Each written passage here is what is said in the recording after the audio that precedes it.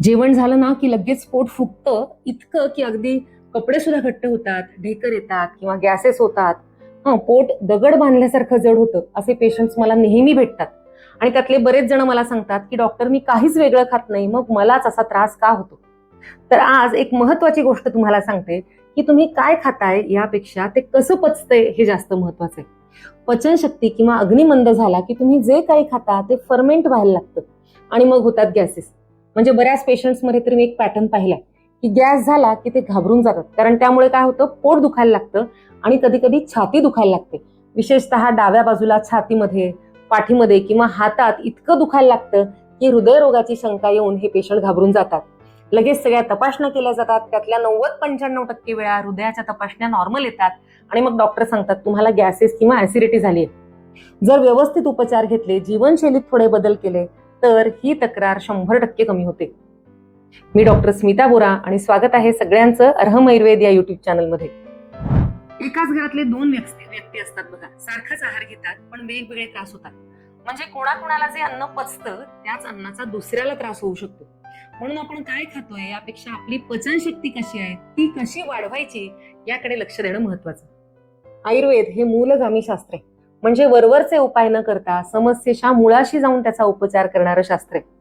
आणि आयुर्वेद आपल्या भारतीय संस्कृतीमध्ये इतकं छान रुजलेलं शास्त्र आहे की त्यामुळे काही महत्वाची अग्निदीपन, पाचन सुधारणारी औषधं आहेत ती आपल्या आहारात कळत नकळत समाविष्ट झालेली आहेत. आपल्या स्वयंपाकाच्या, आहाराच्या पद्धती बऱ्याचदा आयुर्वेदाच्या मार्गदर्शनामुळे खूप छान असतात, पण त्यालाच आयुर्वेद म्हणतात याची जाणीव बरेचदा नसते.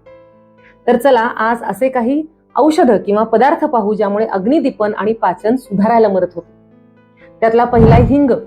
डाळीला, कडधान्यांना फोडणी देताना हिंग घालतो आपण, कारण पचायला जे जड किंवा वातुळ धान्य आहेत, कडधान्य आहेत, ती पोटात गेल्यानंतर आतड्यात गॅस तयार होतो. हिंग जेव्हा फोडणीत वापरला जातो तेव्हा तेलाबरोबर त्याच्या प्रॉपर्टीज आहेत त्या आणखी ऍक्टिव्हेट होतात आणि त्यामुळे अन्न पचायला सोपं होतं. हिंगू उष्णम पाचनम रुच्यम तीक्ष्णम वात बलासनुत शूल गुल्मोदरानाह कृमिघ्नम पित्तवर्धनम. म्हणजे हिंगामुळे वात आणि कफ हे दोन दोष कमी होतात, पोटदुखी कमी होते, कृमी नाशक आहे म्हणजे सगळ्या जंतूंचं किंवा इन्फेक्शन्सना कमी करणार आहे. एका संशोधनात 14 दिवस योग्य प्रकारे हिंग वापरला, त्यानंतर पोटातले बॅड बॅक्टेरिया कमी झाले आणि गुड बॅक्टेरिया वाढायला लागले असा निष्कर्ष मिळाला. पण जर हा जास्त प्रमाणात वापरला तर पित्त होऊ शकतं, म्हणून हिंग जास्त प्रमाणात नको. उन्हाळ्यात ज्यांना खूप पित्त होतं त्यांनी जरा जपून वापरा. लहान मुलांमध्ये जर पोट दुखायला लागलं, बाळ रडायला लागलं तर हिंग पाण्यात मिसळून पोटावर लेप केला तर गॅसेस पास होतात आणि मूल रडायचं थांबतं. हा अनुभव तुम्ही घेतलेला आहे का? घेतला असेल तर कमेंट्समध्ये नक्की लिहा. हिंगामधलं जे सल्फर कंपाऊंड असतात ते पाचक स्त्राव ऍक्टिव्हेट करतात, सुधारतात आणि अन्न पुढे सरकायला मदत होते. दुसरं औषध आहे सुंठ. याला म्हणतात विश्वभेषज, म्हणजे विश्वातलं सर्वोत्तम औषध. सगळ्यात महत्वाचं म्हणजे आमदोष, अपचन झाल्यामुळे निर्माण होणारा जो दोष आहे तो कमी करण्यासाठी सुंठी इतकं इफेक्टिव्ह काहीच नाही.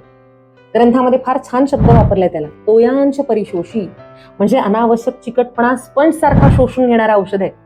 सुंठीमध्ये जिंजरॉल आहे ना, ते पाचक स्त्राव सुधारण्यासाठी उपयोगी आहे आणि याच्यामुळे अन्न पोटात पडून राहत नाही, ते पुढे सरकायला मदत होते आणि गॅसेस कमी होतात. पुढचं औषध आहे मिरी, 3 नंबर. जबरदस्त ऍक्टिव्ह कंपाऊंड आहे यामध्ये, ज्यामुळे जे आपण खातो ते ऍब्सॉर्ब व्हायला मदत होते. म्हणजे आपण कितीही पौष्टिक अन्न घेतलं पण ते शरीरात नीट ऍब्सॉर्ब झालं नाही तर काय उपयोग. तर मिरी आहे ना, हे ऍब्सॉर्प्शन सुधारायला मदत करते, म्हणून आयुर्वेदाच्या अनेक औषधांमध्ये मिरी असते. इतर सगळ्या औषधींना ही ऍक्टिव्हेट करते. विशेष म्हणजे मिरीला अपित्तल असं म्हटलंय, म्हणजे उष्ण असून सुद्धा पित्त न वाढवणारी ही हिची खासियत आहे. तुम्ही हॉटेलमध्ये मीठ आणि मिरी असे टेबलवर पाहिले असतील ना कॉम्बिनेशन, तर चव वाढतेच त्यामुळे आणि जड पदार्थ पचावे म्हणून मिरी सारखं दुसरं औषधच नाही. भारतात खरं तर हिरवी मिरची उशिरा आली, त्यापूर्वी मिरी हाच तिखटपणाचा, पचनासाठीचा चांगला सोर्स होता. आपलं पुढचं औषध नंबर 4 ते आहे पिंपळी. हे सुद्धा दीपन पाचन करणारं फार सुंदर औषध आहे आणि सगळ्यात महत्वाचं हे स्निग्ध आहे. जेव्हा गॅसेस होतात, पोटातला कोरडेपणा किंवा वातदोष वाढल्यामुळे होतात, तो कोरडेपणा कमी करण्यासाठी पिंपळीचा छान उपयोग होतो. शिवाय ही अनुष्ण आहे, म्हणजे खूप उष्ण नाही, त्यामुळे बाधत नाही. ज्यांना पित्त आहे त्यांना सुद्धा या औषधाचा त्रास होत नाही. तर हे 3 जे औषध आहेत ना, सुंठ, मिरी आणि पिंपळी, ही एकत्रित आली की त्याला आयुर्वेदात म्हणतात त्रिकटू, अग्नी प्रज्वलित करणारं क्लासिक कॉम्बिनेशन आहे.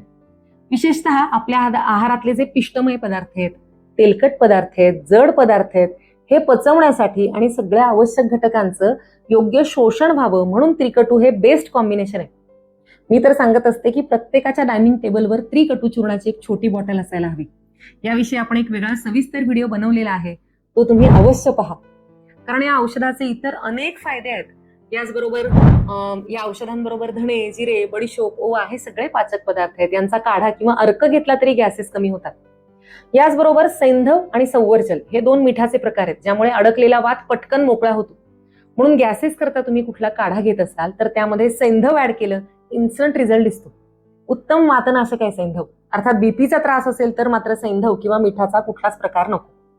आता आपण जी पाहिली ती सगळी औषधं एकतर तिखट किंवा कडवट चवीची आहेत, थोडी उष्ण आहेत आणि अग्निदीपन करणारी आहेत. यांचा एक महत्वाचा गुणविशेष म्हणजे ही जी औषधं आहेत त्यातले इन्ग्रेडियंट्स आहेत ना, ते बरेचसे फॅट सोल्युबल आहेत. म्हणूनच आपण फोडणीमध्ये जे मसाले वापरतो, फोडणीत वापरल्यामुळे गरम तेलामुळे त्यातले ऍक्टिव्ह इन्ग्रेडियंट्स अजून ऍक्टिव्हेट होतात. म्हणून हे घेण्याची योग्य पद्धत सुद्धा महत्वाची आहे. आपलं अर्हम आयुर्वेदचं पाचक चूर्ण आहे ना, त्यामध्ये ही सगळी औषधं आहेत. त्याचबरोबर दशमूळ, अनारदाना, मुळवेल अशी सुद्धा काही औषधं आहेत, ज्यामुळे वात, पित्त, कफ 3ही दोष बॅलन्स राहतात. आणि जर हे औषध तुपाबरोबर कालवून घेतलं तर अमेझिंग रिझल्ट दिसतात. मी अनेकदा सांगत असते की गॅस जेवणानंतर तयार होत नाही, तर जेवतानाच त्याची प्रोसेस चालू होते. म्हणून जेवताना या पाचक औषधांचा समावेश आपल्या आहारात करायला हवा. आयुर्वेदात वेगवेगळे औषधं घेण्यासाठी वेगवेगळे काळ सांगितलेले आहेत. जेवताना जर एखादं औषध प्रत्येक घासाबरोबर त्याचं चाटण घेतलं तर त्याचा उपयोग गॅसेस, अपचन अशा तक्रारींसाठी खूप छान होतो. म्हणून जेवताना पुदिन्याची चटणी घेऊ शकता. पुदिना सुद्धा खूप छान पाचक द्रव्य आहे बरं का. आणि आपलं हे जे पाचक चूर्ण आहे ना, ते सुद्धा तुपामध्ये एकत्र करायचं तर कोरडेपणा कमी होतो. आणि मग जेवताना प्रत्येक घासाबरोबर चटणीसारखं थोडं थोडं याचं चाटण घेतलं तर गॅस तयारच होत नाही. ज्यांना सतत कंप्लेंट असते ना, कोरडेपणा, ढेकर येणं अशा तक्रारी किंवा भूकच लागत नाही, पोट सारखं जड वाटतं, अशांनी हे पाचक चूर्ण पावसाळ्यात तर नक्की घ्या. जर तुपाबरोबर घेणं शक्यच नसेल तर जेवणानंतर अर्धा चमचा पाचक चूर्ण गरम पाण्यात टाकून प्या आणि सावकाश थोडं थोडं हे पाणी प्या. जेवणानंतर सोडा, कोल्ड्रिंक पिण्याची सवय असेल तर ती आधी बंद करा. त्याऐवजी अशी पाचक औषधं गरम पाण्यात घेतली तर गॅसेस होणार नाहीत, अग्निदीपन होईल, ही 100% खात्री आहे. अर्थात या सगळ्या औषधांबरोबर तुमची जेवणाची वेळ महत्वाची आहे. शक्यतो सकाळचं जेवण 10 ते 12 या वेळेत, कारण या वेळेत पाचक स्त्राव खूप चांगले सिक्रेट होतात. त्यावेळेत तुमचं मेन मील किंवा जेवण व्हायला हवं. आणि संध्याकाळी 7 पूर्वी रात्रीचं जेवण व्हायला हवं. 7 नंतर, विशेषतः 40 नंतर तुमच्या पोटातले पाचक स्त्राव कमी होत जातात. म्हणून 40 क्रॉस केली असेल तर 7 पूर्वी जेवण हा महत्वाचा नियम लक्षात ठेवा. त्याचबरोबर तुम्ही दिवसभर एकाच जागी बसून असाल तर कुठलंही औषध घेऊन फायदा होत नाही. हालचाली करा, व्यायाम करा, विशेषतः पोटाचे व्यायाम करा, सूर्यनमस्कार करा, तर कायमचा रिझल्ट मिळेल. साबुदाणा, मैद्याचे पदार्थ, नॉनव्हेज, बेकरीचे पदार्थ शक्यतो बंद किंवा कमी करा. कारण असे पदार्थ पोटात बराच वेळ पडून राहतात आणि त्यामुळे गॅसेस होतात. खूप कच्चे पदार्थ म्हणजे खूप जास्त सॅलड किंवा स्प्राउट खाण्याची सवय असेल तर ते शक्यतो वाफवून घ्या. अशा छोट्या छोट्या उपायांनी हळूहळू गॅसेस तयार होण्याची सवय कमी होईल. सतत खाण्याची सवय सुद्धा खूप घातक आहे, कारण त्यामुळे पोटातले बॅड बॅक्टेरिया 100% वाढतात आणि गुड बॅक्टेरिया, मायक्रोबायोटा जो असतो पोटातला, तो हळूहळू बिघडतो. म्हणून भूक लागल्याशिवाय खाऊ नका. सावकाश आणि चावून खा, आनंदानं जेवा. गॅस झाला तर आणखी एक सोपा उपाय करून पहा. पोटाला तिळाचं तेल गोळाकार चोळायचं आणि नंतर थोडासा शेक घ्यायचा. यानं सुद्धा गॅस मोकळा व्हायला मदत होते. अर्थात हा तात्पुरता उपाय, पण कधी पोट खूप दुखू लागलं वेळी अवेळी रात्री तर याचा उपयोग होतो. आणि ही सगळी माहिती फक्त ऐकण्यासाठी नाहीये बरं का, अंमलात आणण्यासाठी हे लक्षात ठेवा. नाहीतर लाखो प्रेक्षक रोज आपले व्हिडिओ पाहतात, पण जर त्यावर अंमलबजावणी केली नाही, आपल्या सवयी बदलल्या नाहीत तर काय फायदा.